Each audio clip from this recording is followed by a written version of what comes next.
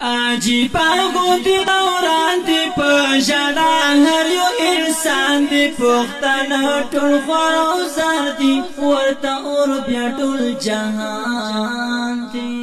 عجیبا غوندی دوران دی په ژړا هر یو انسان دی پښتنه ټول خور او زر دی ورته اور بیا ټول جهان دی د بل چا په اشارو دی ځکه هر وخت په خطرو دی دوی په کلا بیداریږي همیشه په وینو سرو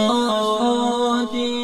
د بل چا په اشارو دی ځکه هر وخت په خطرو دی دوی په کلا بیداریږي همیشه په وینو سرو دی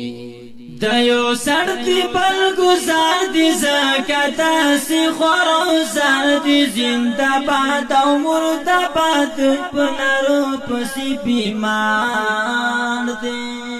د یو سړ دی بل گزار دی زکه داسې خور او زر دی زنده باد او مرده باد په نارو پسې بیمار دی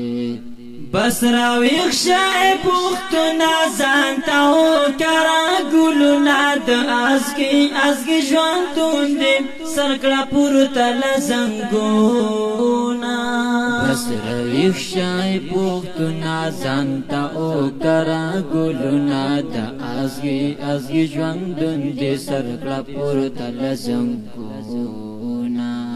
حالات رو خرابیگی سرا ارونا دی بلیگی چی لگ سوچ او فکر اکڑی پختن پکی غرقیگی حالات رو خرابیگی سرا ارونا دی بلیگی چی لگ سوچ او فکر اکڑی پختن پکی غرقیگی لخپل ځان ته فکر وکړه بیا جهان ته فکر وکړه پرګدا دا دنیا فانی ده خپل قرآن ته فکر وکړه لخپل ځان ته فکر وکړه بیا جهان ته فکر وکړه پرګدا دا دنیا فانی ده خپل قرآن ته فکر وکړه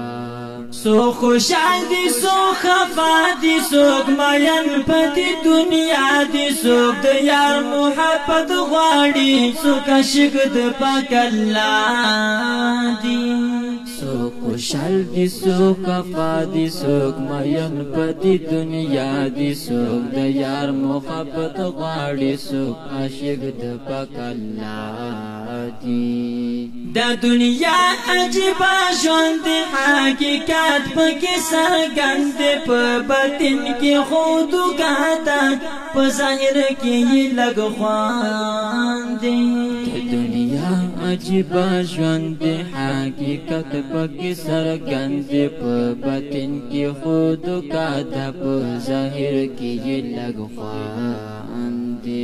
بس زما دغه پیغام دی پښتنو ته می سلام دی ځان بیدار کې لګ راویښ شي مهم درد سي کلام دی بس زما دغه پیغام دی پښتنو ته می سلام دی ځان بیدار کې لګ راویښ شي مهم درد سي کلام دی بس زما دغه پیغام دی پښتنو ته می سلام دی دا خپل نظم